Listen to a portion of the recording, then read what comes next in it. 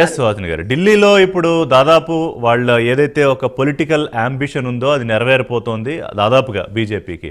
So what next అండి? ఎందుకంటే దేశంలో మూడోసారి అధికారంలోకి వచ్చారు, అందని ద్రాక్షగా ఉన్న ఢిల్లీలో కూడా అధికారంలోకి రాబోతున్నారు. ఇక నుంచి బీజేపీ రాజకీయ ప్రయాణము లేకపోతే రాజకీయ లక్ష్యాలు ఎలా ఉంటాయి ఢిల్లీ కేంద్రంగానే? ఎందుకంటే రాష్ట్రము కేంద్రము రెండు అక్కడే. ఇంకా కేజ్రీవాల్ డామినెన్స్ ఖచ్చితంగా తగ్గే అవకాశం ఉంటుంది. మిగతా రాష్ట్రాల మీద కూడా దీని ఇంపాక్ట్ ఉంటుందా? ఆప్ విషయం ఒక నిమిషం సుహాసిని గారు, కాదు కాదు కృష్ణాంజనేయులు గారిని అడిగా. ఒక నిమిషం కృష్ణాంజనేయులు గారు.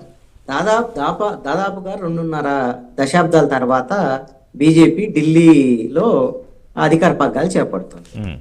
నరేంద్ర మోడీ ప్రధానమంత్రిగా ఉన్న సమయంలో ఒకసారి అంటే దేశాన్ని పరిపాలిస్తున్నటువంటి దాదాపుగా 20 రాష్ట్రాల వరకు వాళ్ళు అధికారం వచ్చినప్పటికి కూడా కేంద్రం అంటే దేశ రాజధానిలో అధికారంలో లేదు అనేటువంటిది బీజేపీకి ఉన్నటువంటిది కొంత అసంతృప్తి. అసంతృప్తి ఇప్పుడు ఫుల్ఫిల్ చేసుకుంటున్నారు. నరేంద్ర మోడీ నాయకత్వంలో ఢిల్లీని కూడా కొట్టారు అనేటువంటిది అది ఒక మంచి పరిణామం. అయితే దీని తర్వాత రాజకీయము మీరు ఇందాక అడిగారు కదా కేజ్రీవాల్ ని ఎలా చూస్తారు అని. కేజ్రీవాల్ రాజకీయంగా బీజేపీకి శత్రువు కాదండి. ఎందుకు అనంటే ఢిల్లీ అయిపోయింది, ఢిల్లీలోనే శత్రువు.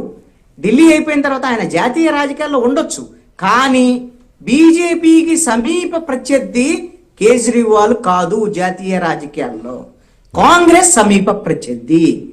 ఇప్పటి వరకు కేజ్రీవాల్ ని, అదే విధంగా మమతా బెనర్జీని, ఈ విధంగా కొంతమందిని బీజేపీ పరోక్షంగా కొంత ప్రోత్సహిస్తున్నటువంటి పరిస్థితి కూడా ఉందండి. మరీ సీరియస్ గా వాళ్ళ మీద థ్రెట్ చేసి అసలు వాళ్ళు రాజకీయంగా దెబ్బతినాలి అని ఏమీ కోరుకోలేదు బీజేపీకి కూడా. ఎందుకంటే వీళ్ళు దెబ్బతిన్నారు అనుకోండి కాంగ్రెస్ కు లాభం. అవును, కాబట్టి ఈ వీళ్ళు ఉండాలి, ఢిల్లీలో ఓడిపోవాలి, జాతీయ రాజకీయాల్లో కేజ్రీవాల్ ఉండాలి. అదే విధంగా మమతా బెనర్జీ అక్కడ ఢిల్లీలో గెలవచ్చు, అదే పశ్చిమ బెంగాల్లో గెలవచ్చు.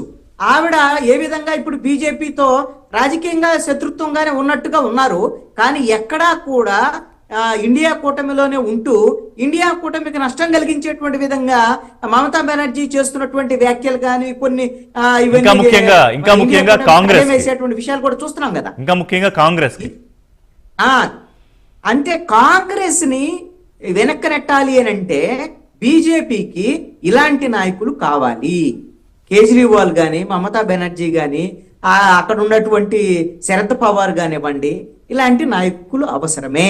సో అవసరమైనప్పుడు వీళ్ళని ఎదగాలన్నా లేకపోతే వాళ్ళకి ఇబ్బంది పెడుతున్నారన్నప్పుడు తగ్గించాలన్నా, కాంగ్రెస్ పార్టీని కంట్రోల్ చేయాలన్నా కూడా ఈ ప్రాంతీయ పార్టీలు, ముఖ్యంగా ఆమ్ ఆద్మీ పార్టీ ఇప్పుడు జాతీయ పార్టీ అయిపోయింది అనుకోండి, లేదా మమతా బెనర్జీ వారి తృణమూల్ కాంగ్రెస్ కానీ, ఇవైతే బీజేపీకి కావాలి.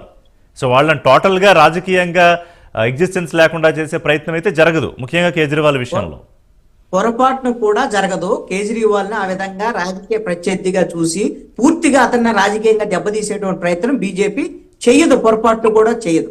చేస్తే అది బీజేపీకే నష్టం, కాంగ్రెస్ కు లాభం. ఆల్రెడీ ఇప్పుడు ఈ ఎన్నికల్లో ఆమ్ ఆద్మీ పార్టీ కాంగ్రెస్ మధ్య విభేదాలు వచ్చేసి, అవును, ఇప్పుడు ఆమ్ ఆద్మీ పార్టీ ఓటమికి ప్రధానమైనటువంటి కారణం అయితే మాత్రము కాంగ్రెస్ పార్టీ అని, దాంట్లో ఎటువంటి సందేహం ఓటమికి.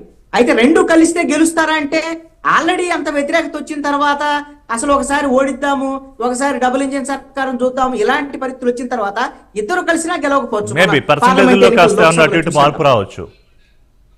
కాబట్టి కాంగ్రెస్ వీళ్ళిద్దరి మధ్య కాంగ్రెస్ కూడా ఏమనుకున్నది, మనం కాంగ్రెస్ ఇప్పుడు మీరు 2 అసెంబ్లీ ఎన్నికల్లో గతంలో చూస్తే 2015 కానివ్వండి, అదే విధంగా 20 కానివ్వండి, ఇటు ఎన్నికలు అప్పుడు చూసినప్పుడు ఏం చేసింది, కాంగ్రెస్ చివరి ఎన్నికల సమయం వచ్చేసరికల్లా కొంత వెనక్కు తగ్గి బీజేపీ గెలవకుండా ఆమ్ ఆద్మీ గెలిచినా పర్వాలేదు అనేటువంటి ధోరణిని ప్రదర్శించింది. కానీ ఈసారి ఏం చేసింది అంటే ఆమ్ ఆద్మీ పార్టీ ఓడిపోవాలి, వీళ్ళకి తెలియాలి, మన సహకారం లేకపోతే వీళ్ళు గెలవలేరు, బీజేపీ గెలిస్తే గెలవనండి. ఎందుకంటే ఆల్రెడీ కేంద్రంలో అధికారంలో ఉన్నారు, ఢిల్లీలో అదనంగా వచ్చిన ఏం కాదు, ఇప్పుడు మనకు పోయేది ఏం లేదు. కానీ కేజ్రీవాల్ లాంటి వాళ్ళు ఓడిపోతే ఇతనికి ఒకసారి బుద్ధి వస్తుంది కాబట్టి అనేటువంటి ధోరణిలో కాంగ్రెస్